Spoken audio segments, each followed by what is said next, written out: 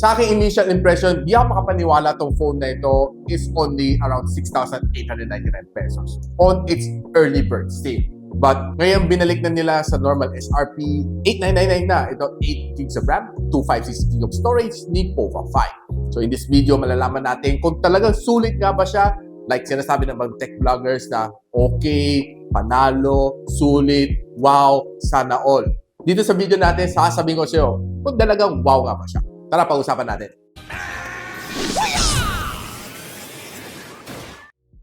So hi guys, ako pala si Richmond ng Gadgetsidekick and welcome back to my channel. So itong TECNO POVA 5, makita natin, like I said, ang ganda ng kanyang box. Medyo kakaiba siya and the unboxing experience is really different this time around. And well, credits to TECNO for giving the extra effort to make this box kasi talagang honestly maganda siya. Iba yung unboxing experience dito sa TECNO POVA 5. And it looks simply like this one, ang Toblerone.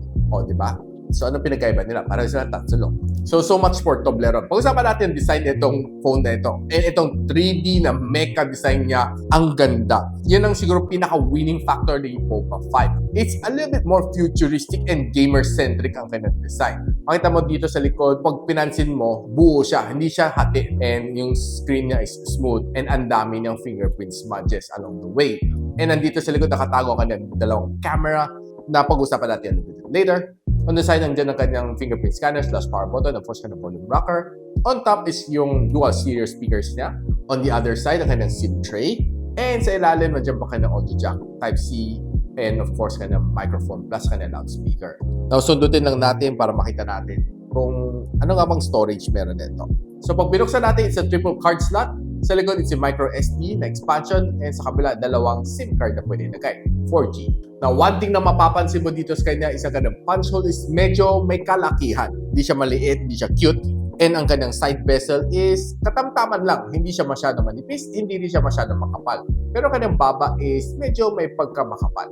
Now, itong phone na ito has a 120Hz of screen refresh rate. So, pwede ka mag-switch between 60, 90, 120 or pwede ka mag-auto switching para mas makatipid ka na din battery. Now, alam naman natin na itong phone na ito has one of the most overly used na chip, which is the MediaTek Helio G99. And gusto natin silipin lang quickly ang kanyang Antutu benchmark score. And nakakuha siya ng roughly 433,000 points dito sa benchmarking. And pag breakdown natin, this is what you get para sa 8256. Now, pretty decent naman nakuha niya dito sa Wildlife Stress Test and nakakuha naman siya ng best loop score na 1,258. So, nakita natin dito ng temperature niya tumatakbo up to mga 40 degrees Celsius.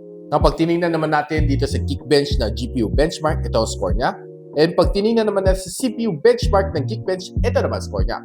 Now, paulit-ulit ko ginawa itong test na to ng thermal throttling and halos 5 loop ko ginawa itong throttling test na ito. Mapapansin natin magandang kanyang start for the first 5 so minutes. Then magdadrop siya ng pula.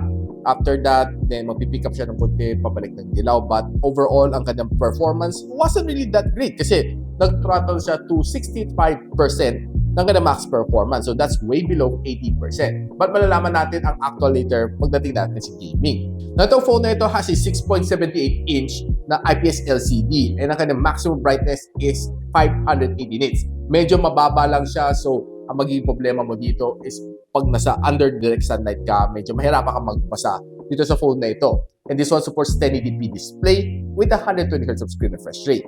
Now, if you're browsing sa social media, okay naman itong phone na ito. I mean, wala naman siyang problema. Mabilis naman siya dahil sa 120Hz of screen refresh rate niya. And, well, viewing experience is okay. Facebook, TikTok, YouTube Shorts, or other platforms sa online social media, okay naman siya. Now, if kung nanonood ka ng mga music video dito, K-pop, YouTube, Netflix, I would say okay naman siya.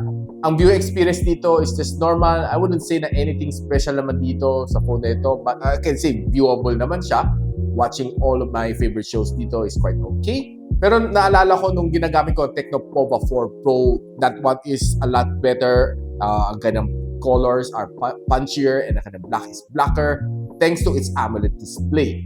And with a price point na around 1,000 peso difference between the TECNO POVA 5 and 4 Pro, I would highly recommend na si 4 Pro is a lot better if you like to binge watch ng yung mga favorite shows dito sa phones. So since itong phone na ito has stereo speaker, pakinggan natin kung gaano kalakas nga ba ang sounds nito.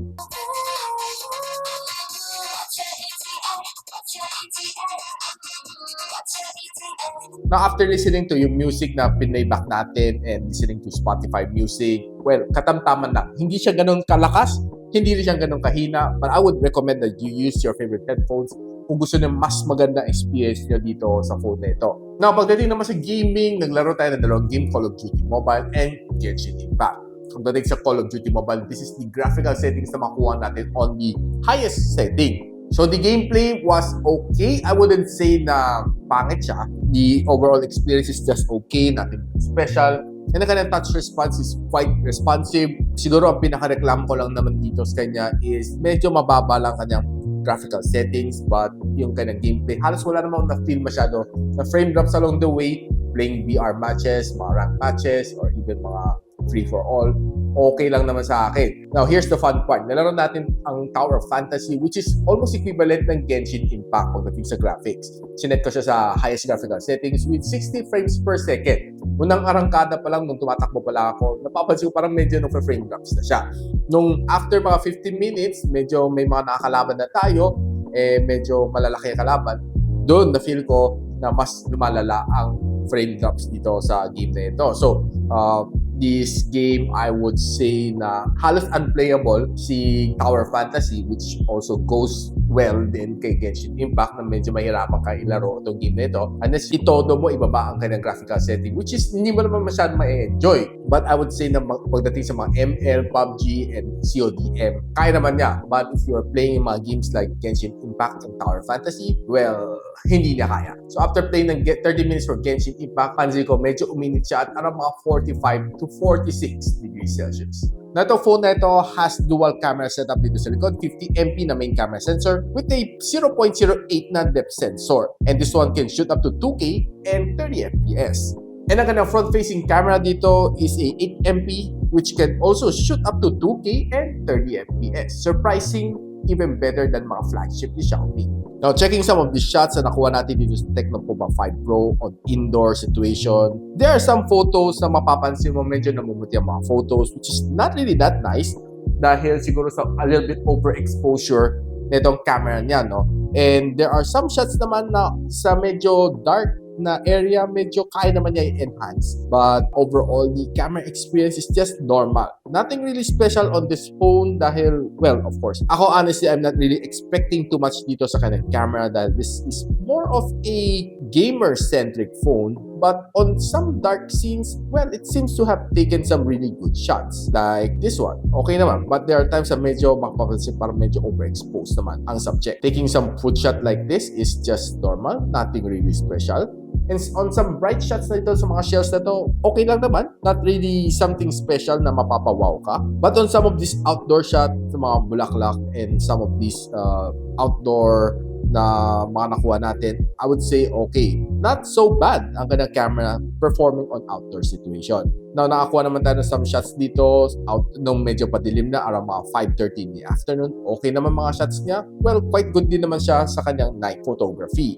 Now, taking some selfie shot, okay naman on indoor and on outdoor, well, quite decent din naman mga shots na nakukuha natin. And on some situation like mga portrait shot, ito, not so bad after all. Taking some videos sa kanyang front-facing camera, well, honestly, medyo shaky nga siya. Medyo may pagka-shake sila. Now guys, ano masasabi ko dito sa TECNO POVA 5? Now, I know na pag ito yung phone na ito is around mga 6,899.